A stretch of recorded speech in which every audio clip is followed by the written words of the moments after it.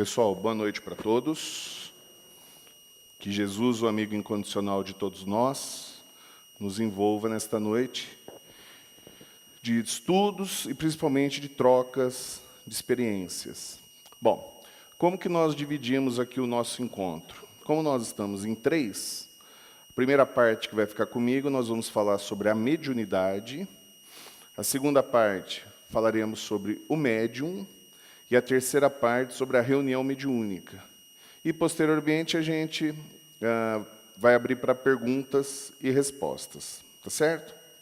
Bom, deixa eu ligar aqui. Então, a definição de mediunidade é essa aqui, ó. A mediunidade é uma faculdade natural, humana, orgânica e do campo das comunicações. Se ela é uma faculdade natural, quer dizer que isso implica em quê? Quer dizer que ela não vai me levar, por exemplo, à loucura. Quer dizer que ela não vai me levar, por exemplo, à esquizofrenia, a doenças mentais, a demência, e tudo quanto foi dito já que a mediunidade poderia levar o ser humano caso ele a praticasse. Pelo fato dela ser natural, ser um atributo nosso, todos nós, em maior ou menor grau, nós podemos o quê? Desenvolvê-la. Assim como a inteligência, a imaginação, o raciocínio lógico, a mediunidade também entra nesse campo das faculdades naturais. Por que humana? Porque só o espírito imortal a possui. Então quer dizer que o totó que eu tenho lá em casa, que de vez em quando fica latindo para a parede, que de vez em quando arrepia, eu arrepio junto, quer dizer que ele não é médium? Não, ele não é médium. Quantos totós você já viu psicografando livro? Quantos totós você já viu dando passividade para uma mensagem psicofônica? Então ele não é médium. Mas eu tenho certeza que ele percebe. Eu também. Eu tenho certeza que ele percebe. Porque ele interage com os fluidos do desencarnado que está ali. Mas lembra que mais para frente a gente coloca que é uma faculdade do campo das comunicações. Se o desencarnado não consegue utilizar o totó para gerar uma comunicação, quer dizer que ele não tem o quê? A faculdade mediúnica. Então, o fato dele perceber o desencarnado não quer dizer que ele seja o quê? Médium. Tá? Isso Kardec tratou em O Livro dos Médiuns e na Revista Espírita bastante sobre essa questão. Orgânica. Por que orgânica? Porque precisa de órgãos para se exteriorizar. Então, se por acaso o amigo espiritual, coordenador desse trabalho, quiser passar uma mensagem psicofônica, ele vai precisar de um médium em que ele vai exteriorizar isso pelo aparelho fonador do médium. Se ele resolver psicografar a mensagem, ele vai precisar que algum membro do corpo do médium pegue o lápis e faça a mensagem escrita. Por isso que ela é orgânica, porque ela precisa dos órgãos. E, melhor ainda, precisa dos órgãos em bom funcionamento, porque se os órgãos não estiverem em bom funcionamento, acaba comprometendo a exteriorização da faculdade mediúnica. Por isso que quando a gente vai falar, não da mediunidade, mas do médium, existe uma série de situações ligadas à responsabilidade, disciplina, comprometimento, no exercício da faculdade mediúnica, porque ela é justamente o quê? Orgânica. Então, os órgãos do médium precisam estar o quê? Bons. E do campo das comunicações. Tá? Todas as vezes que a faculdade mediúnica ela se exterioriza para criar uma linha de comunicação, para estabelecer o quê? Uma mensagem. Nem sempre essa mensagem é clara, nem sempre eu consigo codificá-la, porém, essa é a ideia. Vocês imaginem lá nos primórdios do início da codificação, quando nós tínhamos as mesas girantes, as batidas nas paredes e assim por diante, era fácil entender a mensagem? Não, precisou criar um sistema de códigos para que essas mensagens fossem o quê? Fossem decodificadas. A partir daí, então, teve todo um desenvolvimento, né, que Allan Kardec faz, para que ficasse mais simples, e hoje a mediunidade ela consegue se exteriorizar dentro do campo da comunicação de maneira o quê? Muito clara, muito límpida, tá? De maneira a conseguir enviar a mensagem do emissor para o receptor sem grandes problemas. Mas se você pensar no início isso daí não era algo fácil. E Kardec fala, ó, a faculdade mediúnica é uma propriedade do organismo e não depende das qualidades morais do médium. Ela se mostra desenvolvida tanto nos mais dignos como nos mais indignos. Como eu falei para vocês aqui, que ela é uma faculdade natural, e falei, ela é como a inteligência, a razão, a criatividade, só pessoas boas são intelectualizadas? Ou nós temos o quê? Verdadeiras pessoas pervertidas que são intelectualizadas, pessoas que têm uma criatividade para o bem e outras têm criatividade para o mal. A mesma coisa a mediunidade. Então, tanto para os mais dignos como para os mais indignos. Isso Allan Kardec fala em o que é o Espiritismo. E ele fala assim, ó, é uma faculdade orgânica de que são dotadas todas as criaturas, em maior ou menor grau de desenvolvimento. Aí isso daqui ele coloca em a Gênese. Então, essa é a definição de mediunidade. E essa definição, para nós, ela é muito importante, para o espírita é muito importante. Por quê? Porque ao longo da história, do desenvolvimento da história, da mediunidade, da faculdade mediúnica, tanto a mediunidade como o médium eram vistos que, como o médium era visto como um ser especial, e a faculdade mediúnica como uma aptidão que pouquíssimos possuíam. E isso, inclusive, perdurou durante algum tempo dentro do movimento espírita, no início da sua o quê? Estruturação. Se a gente pega a história do movimento espírita aqui no Brasil, se a gente vai conversar com o pessoal que trabalhou há mais tempo, há décadas, ou trabalha ainda na reunião mediúnica, muitos vão contar casos, por exemplo, em que o médium ele tem um lugar especial lá na casa espírita, que ele tem um tratamento especial, que a mediunidade dele é vista como algo excepcional, como algo especial. Isso não é verdade. Se Kardec fala que todos nós somos médiums, quer dizer que todos nós seríamos o quê? Especiais. Todos nós deveríamos ter o mesmo tratamento o quê? Especial. Então, quando a gente começa a fazer essa distorção do que é a mediunidade e do que é a faculdade mediúnica, isso fica muito claro de que não está havendo estudo, não está havendo estudo da obra básica, das obras básicas. Quanto mais das outras obras que vieram depois. Porque nas obras básicas, Kardec já deixa claro a definição. Então, nós vamos ver que em 2000 anos antes de Cristo, lá na Índia, já existem o quê? Já existem relatos, já existem documentação dizendo da existência da mediunidade.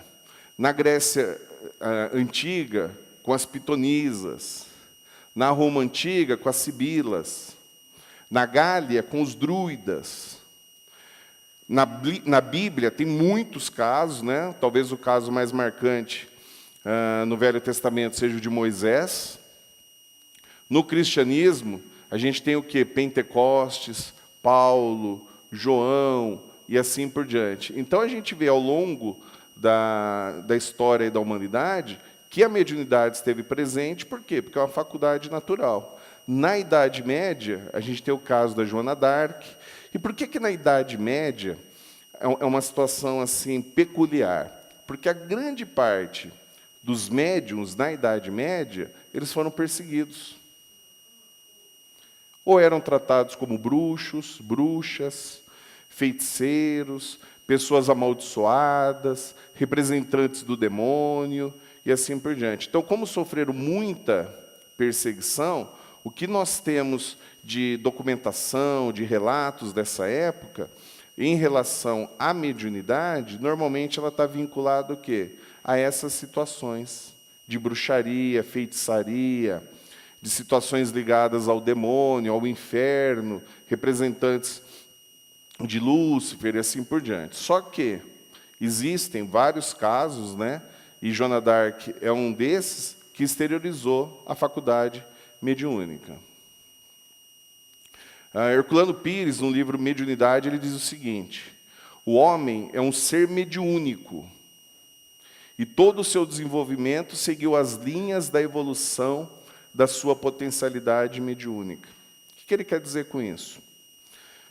Lá no Batuíra, a gente tem um trabalho de estudo chamado Educação Mediúnica.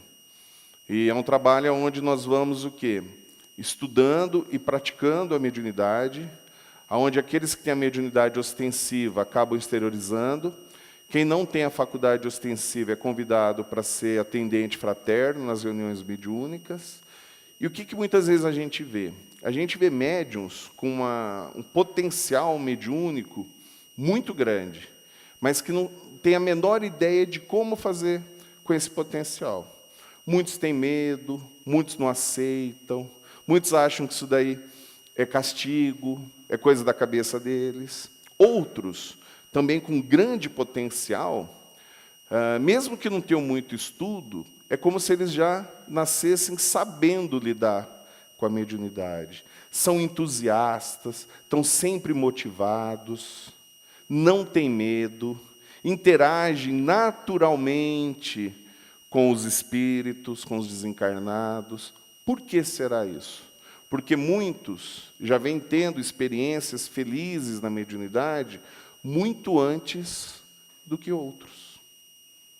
Então, é muito importante, quando a gente fala na mediunidade, como faculdade, que assim como a inteligência e todas as outras faculdades que nós temos, ela vai se desenvolvendo a cada existência, a cada reencarnação nossa. Então, não dá para falar assim, nossa, eu tenho minha mediunidade tão pequenininha, a minha não serve para nada, se eu faltar da reunião não vai fazer diferença nenhuma. O outro tem uma mediunidade tão potente, é esse que não pode faltar. Ninguém pode faltar, porque esse que está com a mediunidade incipiente, que ele chama de pequenininha, tem que praticar bastante a fenomenologia mediúnica, a utilização da faculdade mediúnica, para desenvolvê-la. Porque qualquer faculdade só se desenvolve pela prática.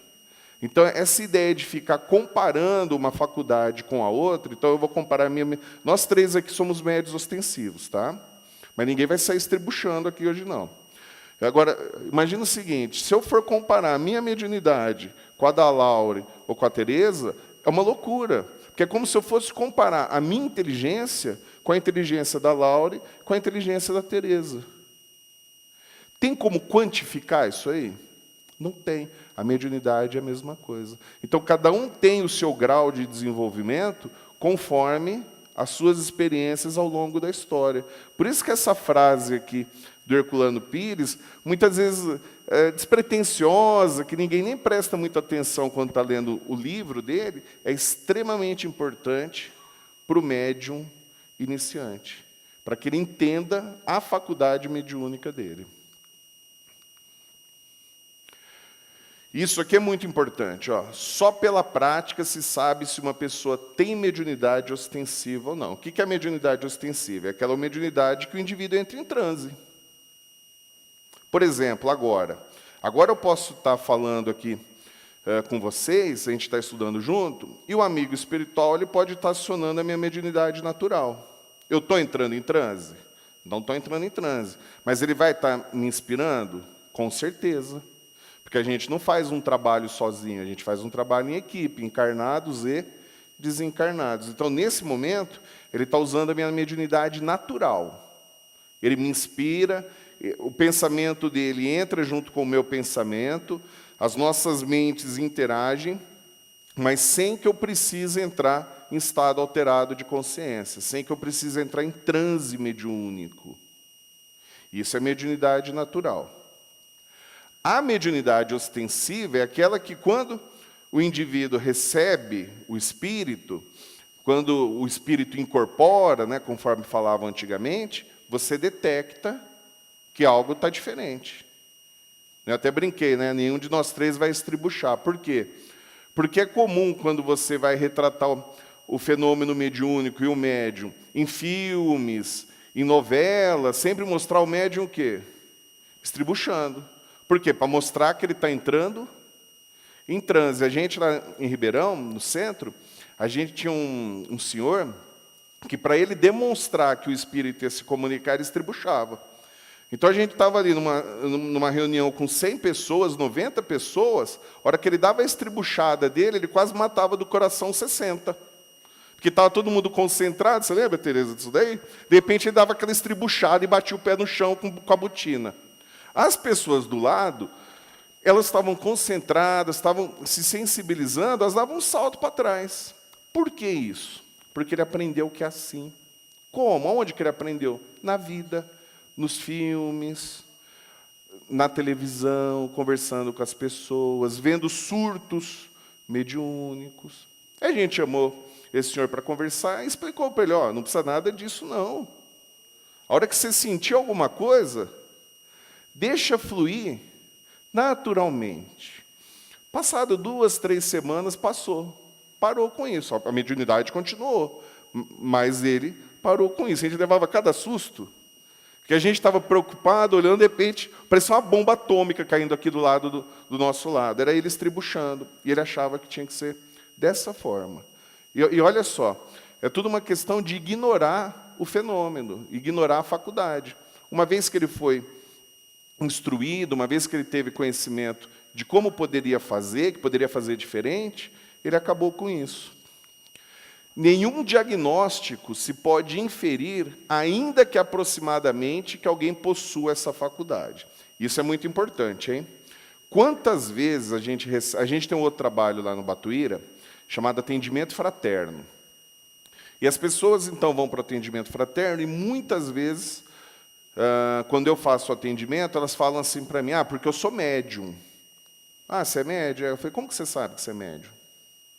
Você trabalha na mediunidade? Quanto tempo? Não, porque o fulano olhou para mim, eu fui em tal lugar, olhou para mim e falou que eu sou médium. Eu não sou? Eu falei, não sei. Eu falei, não tem essa capacidade aí de olhar para a pessoa e falar que ela é médium. Mas vocês já devem ter ouvido histórias assim. Vocês já devem ter visto diagnósticos assim, em que a pessoa bate o olho e fala para outra, você é médium. A pessoa está tendo uma crise lá de hipoglicemia, porque tem diabetes, está se contorcendo tudo, deve estar baixando o espírito. Às vezes a pessoa tem alguma doença psiquiátrica, entrou num surto psicótico, está baixando o espírito. E não é dessa forma, a gente precisa tomar cuidado, porque não é fácil falar se a pessoa tem a faculdade mediúnica ostensiva ou não. Da mesma forma que não é fácil falar se a pessoa está no fenômeno obsessivo ou não. Bater o olho e falar, isso daí é leviandade, a gente precisa tomar muito cuidado. Os sinais físicos, em os quais algumas pessoas julgam ver indícios, nada tem de infalíveis. Ela se manifesta nas crianças e nos velhos, a mediunidade ostensiva. Em homens, eu colocaria idosos aqui, é porque eu estou usando o texto original, tá? Em homens e mulheres, quaisquer que sejam o temperamento, o estado de saúde, o grau de desenvolvimento intelectual e moral. Só existe um meio de lhe comprovar a existência da mediunidade ostensiva, é experimentando. Por isso que a gente tem a reunião de educação mediúnica, porque lá a gente fica livre para poder experimentar com aqueles que acham que são médios, que tem o fenômeno, que tem a faculdade mediúnica ostensiva, e lá a gente comprova, a gente fica meses, até conseguir perceber se tem ou não. E às vezes a gente fica meses, não é médium. Dali 5, 6 anos, ele está trabalhando na reunião mediúnica como atendente, começa a sentir uns calafrios, dá uma estribuchadinha para lá, para cá. Não estou passando bem. Senta ali, então, que eu vou te dar um passe. E aí o espírito comunica, e aí vira médium ostensivo. Então, o tempo dele, para que a mediunidade ostensiva se exteriorizasse, foi diferente dos outros, do grupo dele, da turma dele. Então, não dá para falar exatamente, olha, eu passei a vida toda sem ser médium ostensivo, não tenho faculdade mediúnica ostensiva, não sou médium, não sinto nada, sou uma pedra. Toma cuidado, e amanhã tudo pode ser diferente. Tá? Quem que fala isso? Kardec fala isso, o Livro dos Médiuns. É ele que fala isso aqui para a gente. Tá? Qual que seria, então, a finalidade da mediunidade? Por que ela existe na gente? Para demonstrar a continuidade da vida após a morte, esclarecimento do ser humano, desenvolvimento moral e espiritual do homem e desenvolvimento da sensibilidade psíquica. A gente poderia juntar esses 4 itens aqui, que estão na codificação, e transformar em 2. Para que serve o fenômeno mediúnico? Para esclarecer e consolar. Não é isso que a gente usa? Tanto quando a gente entra em contato com os livros psicografados, com as telas, com as mensagens psicofônicas, quando a gente vai para a reunião mediúnica, atender ao desencarnado. Então, tanto os desencarnados usam a faculdade mediúnica para nos esclarecer e nos consolar, quanto os espíritos superiores se utilizam da mediunidade para que nós possamos esclarecer e consolar os desencarnados que estão em dor e sofrimento. Então, a gente poderia reunir esses 4 itens em 2: esclarecer e consolar. E vocês imaginam, né? O fato da mediunidade demonstrar a continuidade da vida após a morte, quanta dor, quanto sofrimento não poupa as pessoas que não só acreditam nisso, mas têm a certeza de que isso é verdade. De que o seu amor, ele não se extinguiu, ele não sumiu do mapa. Que o seu amor, o seu tesouro, ele continua o quê? Vivendo, amando e sendo amado. Quanto que nós também não conseguimos de conhecimento, de informações, de conhecimento, a partir dos livros. Quantos de nós, nessa existência, não deixamos de tomar determinada decisão ou fazer determinada escolha, porque a mediunidade permitiu que obras fossem psicografadas e nos instruísse. Então, se a gente pega lá o Evangelho, segundo o Espiritismo, Instruções dos Espíritos, quanto conhecimento não nos é passado. Série André Luiz, série Joana de Ângeles, as dezenas e dezenas de livros de Emmanuel, tudo pela faculdade mediúnica. Bom, eu não vou aprofundar aqui nos mecanismos da mediunidade, porque a hora que for tratar do médium, isso daí vai ser aprofundado. Tá? Mas a mediunidade ela vai precisar de alguns elementos muito importantes. Por quê? Porque ela se exterioriza através do fluido perispirítico, né? Do fluido do perispírito, que compõe o perispírito. Então, ocorre aqui uma expansão do perispírito do médium, e ele entra em comunicação com o perispírito do desencarnado. Para isso, a gente precisa ter o quê? Sintonia e afinidade. Na realidade, a ordem ficaria mais interessante se a gente colocasse afinidade e sintonia. Tá? A faculdade mediúnica, para que isso aqui ocorra, ela precisa que exista entre o médium e o desencarnado afinidade e sintonia. Isso ocorre o tempo todo. Seja o médium ostensivo ou o médium o quê? Natural. Sabe aquele momento em que às vezes a gente está andando na rua e às vezes vai pegar um ônibus ou vai comprar alguma coisa na padaria e você vê uma pessoa com um olhar meio triste, ou você percebe que ela está sofrendo, que ela está com uma dor, às vezes até inenarrável. Mas você olha para o rosto dela, você percebe, essa pessoa precisa de ajuda. E você dá um sorriso para ela, fala bom dia, fala boa tarde, pergunta como ela está, pergunta se ela precisa de alguma coisa, e começa a conversar. Nesse momento se acionou a mediunidade natural. Onde ali não é uma conversa a dois. É uma conversa entre muitos. Os benfeitores espirituais, nós encarnados, os desencarnados em desequilíbrio, porque quando eu encarnado estou em desequilíbrio, pode ter certeza que tem os em desequilíbrio que estão comigo. Nesse momento eu acionei a mediunidade natural, por afinidade e sintonia. É muito importante, já que ela é do campo das comunicações, que eu esteja sempre aberto à comunicação. Então, por exemplo, eu sou professor. Eu lido aí com centenas de alunos todos os dias, né? Só numa unidade que eu dou aula em Ribeirão tem mais de 1000 alunos. Tá? Me envolvo só numa unidade. E é comum, na hora que eu chego na sala de aula, eu bater o olho em alguns alunos e saber que eles não estão bem. Aí eu começo minha aula, dou um tempo, dou o conteúdo que eu tenho que dar, dou um tempo para eles fazerem exercícios, e eu vou ver lá qual que é o problema deles. Às vezes, não tem como interagir, porque eles não querem interagir. O que eu faço? Eu dou um sorriso, aperto o ombro, dou um tapinha nas costas, falo, qualquer coisa eu estou aqui. Outros já chegam para mim e falam o seguinte: hoje eu levantei com vontade de me matar. Não posso fazer isso que vocês fizeram agora. Não posso me chocar. Eu abro um sorriso e falo, então vamos conversar. Posso entrar em transe ali para o amigo espiritual, atender aquela criatura?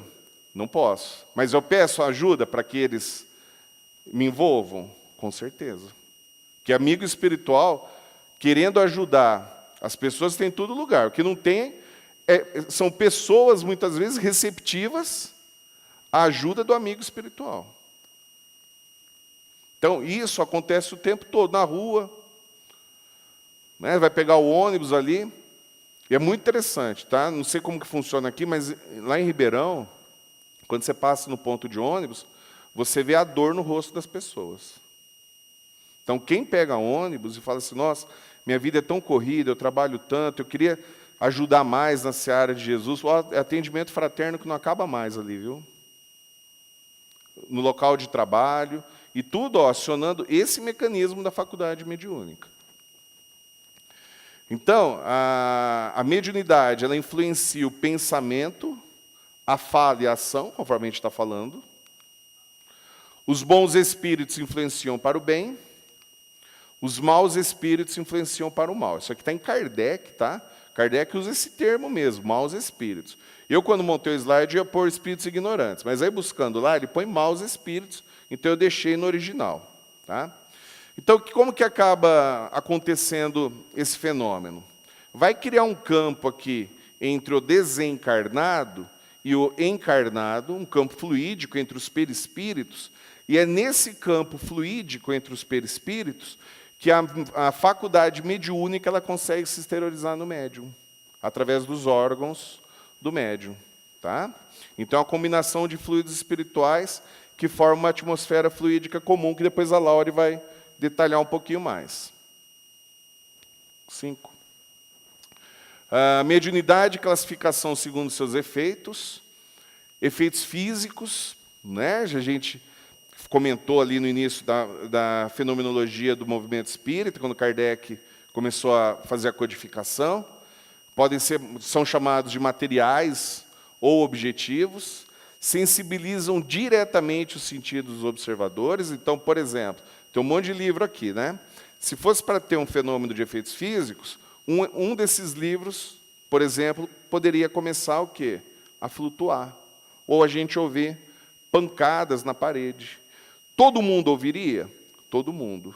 Seria captado pelo sistema de gravação? Seria captado. Se o livro começasse a flutuar, isso apareceria na gravação? Apareceria na gravação. Tá? Porque ele é um fenômeno material. O papel do médium é passivo? Ele é um foco emissor de fluidos? Muita gente aqui acha que o papel do médium é passivo, que a função dele é só doar fluidos. Pouca gente sabe que o médium de efeitos físicos, através da educação mediúnica, ele controla se ele quer ou não doar fluidos, para quem ele quer doar fluidos e quanto de fluido ele quer doar. Por quê? Como a gente não vê mais esses fenômenos ostensivos do dia a dia, acredita-se que não exista mais fenômenos de efeitos físicos ligados à mediunidade. Acontece o tempo todo, todo dia. Tá? Não na casa espírita. A casa espírita hoje... Não é que não acontece. Acontece sim. Você vai lá, na hora que você vai tomar o passe, isso é um fenômeno de efeitos físicos. Tá? Onde você vai ter o quê? Você vai ter a transmissão fluídica para a pessoa que vai receber. Mas se você for, por exemplo, em outros cultos, onde ocorre o fenômeno mediúnico, você vai encontrar fenômenos de efeitos físicos. E quer ver um outro fenômeno de efeito físico muito interessante associado à mediunidade? Já aconteceu de você ir conversar com alguém, igual eu estava falando, né? Se você percebe que tem uma pessoa necessitada, você vai lá, conversa com essa pessoa, e é meia hora você está conversando com a pessoa, e a pessoa fala assim para você: nossa, muito obrigado. Foi Deus que te colocou no meu caminho, porque eu precisava ouvir disso. Nossa, como eu estou mais leve, estou feliz, estou tranquila. Aí você pensa com você mesmo: nossa, eu estou um bagaço, né? Porque eu estou cansado, me deu dor no corpo, não paro de abrir a boca, estou com cãibra. O que aconteceu? Uma interação fluídica de ectoplasma e fluido vital. Então, nessa questão aqui, quando a gente fala que o papel do médium ele é passivo nos efeitos físicos, não. Quando eu estou fazendo atendimento, ou mesmo quando eu estou fazendo uma palestra, ou dando aula, e eu percebo que está saindo mais fluidos do que eu gostaria, eu encerro a interação na hora. Não posso dar mais fluidos do que aquilo que vai me causar o quê? Mal-estar. Não podemos. Então, no fenômeno de efeito físico, muita gente acha que é só doar e os espíritos vão fazer o resto. Não, o fluido é nosso, então a faculdade mediúnica, a mediunidade de efeitos físicos só vai acontecer se eu permitir. E a mediunidade de efeitos intelectuais, que aí são a psicofonia, a psicografia, pictografia, a vidência, assim por diante. Já são efeitos subjetivos, né? Ocorre na mente do médium, não quer dizer que seja produção da mente do médium, mas ocorre na mente do médium. E o papel do médium é de transmissor do pensamento do espírito, com maior ou menor fidelidade. Às vezes não dá para ser fiel à transmissão do pensamento. Imagina um espírito se manifesta agora e começa a usar a palavra de baixo calão. O médium pode deixar isso acontecer? Não pode deixar, ele tem que filtrar. Então, nesse fenômeno de efeitos intelectuais, a faculdade mediúnica, ela precisa também, como naquela de efeitos físicos, de uma ação ativa, de um papel ativo do médium, e não passivo. Aqui é o mesmo processo de interação de campos, né, entre o desencarnado e o encarnado. O encarnado projeta o campo perispiritual dele, o desencarnado também, e pela vontade do desencarnado e a aquiescência do médium educado, se ele for educado, o objeto se movimenta. Tá? A mediunidade de efeitos intelectuais é uma relação, uma ligação mente a mente, vai criar aqui um fenômeno chamado de corrente mental, que André Luiz estuda bastante isso daí nas obras dele, na série André Luiz. A vidência é que a gente precisa tomar um certo cuidado em relação à vidência. Kardec diz o seguinte quanto à mediunidade na sua exteriorização como vidência. Ele diz o seguinte: são aparições normalmente acidentais, tá? E a faculdade de se ver os espíritos pode, sem dúvida, se desenvolver. Mas é uma dessas faculdades cujo desenvolvimento deve processar-se naturalmente. Então, o que acaba acontecendo? A gente não vai criar uma reunião na casa espírita só para desenvolver médiuns videntes. Quem for vidente, com o tempo, essas visões vão o quê? Ocorrendo. espontaneamente. Aí ele vê uma pessoa, aí ele fala, estou vendo uma pessoa assim, está mandando recado para o fulano, a descrição é essa, o fulano sabe quem é, porque às vezes é parente, amigo desencarnado, mas é uma coisa assim, que, bem acidental. Então, ela pode acontecer hoje, e eu posso ficar 6 meses na reunião de educação mediúnica e ela não acontecer. Depois ela acontece de novo. Então, ela não tem uma frequência. Sem que se provoque, se não se quiser expor-se às ilusões da imaginação. Quanto aos médiuns videntes, são ainda mais raros e temos razões para desconfiar dos que pretendem ter essa faculdade. Por quê? Porque quem é vidente ele não fica achando assim, nossa, eu acho que a hora que eu desenvolver minha mediunidade vai vir a evidência. Aliás, a maioria dos médiuns não quer nem ver. Quer que o espírito se comunique e fale, você viu como era o espírito? Não, não vi, não quero ver não, ele já comunicou, já está bom demais. Não, ele estava bravo, imagina querer ver esse espírito bravo. Então, muitos nem querem ver, e até se forem médiuns videntes, acaba bloqueando pelo próprio medo de não querer ver. Não é? Porque tem muito médium espírita que tem medo de espírito. Não é? Se o espírito aparecer agora aqui, muita gente vai ficar com medo. Se for um desencarnado, então, que vocês conhecem aqui da vida de Franca, mais ainda. Não é? Então, é muito comum ter médium espírita com medo de espírito. Só para encerrar agora, uma distinção entre mediunismo e mediunidade. Tá? Mediunismo é uma expressão criada por Emmanuel, e ele designa as formas primitivas de mediunidade, que fundamentam as crenças e as religiões primitivas. Tá? A diferença está na conscientização do problema mediúnico. Então, quando Kardec codifica a doutrina espírita e sistematiza o estudo da mediunidade, ele faz com que crie-se a conscientização do problema mediúnico. A mediunidade é o mediunismo desenvolvido, racionalizado e submetido à reflexão filosófica e religiosa, e às pesquisas científicas necessárias aos esclarecimentos dos fenômenos, sua natureza e suas leis. Está lá em Herculano Pires. Por isso, pessoal, que é muito crítico ou muito grave o médium que trabalha na reunião mediúnica e ele não estuda, e ele não cria essa consciência de que ele tem que estar sempre o quê? Se reciclando, estudando, igual nós estamos fazendo aqui. O que a gente está fazendo aqui é uma troca de experiência. Tenho certeza que nas perguntas virão experiências de vocês. Isso aqui não. E para encerrar, Emmanuel diz o seguinte: cada médium é mobilizado na obra do bem conforme as possibilidades de que dispõe. Esse orienta, outro esclarece. Esse fala, outro escreve. Esse ora, outro alivia. Em mediunidade, portanto, não te des a preocupação de admirar ou provocar admiração. Procuremos, acima de tudo, em favor de nós mesmos, o privilégio de aprender e o lugar de servir. Muito obrigado. Agora a Laura vai partir para a segunda parte.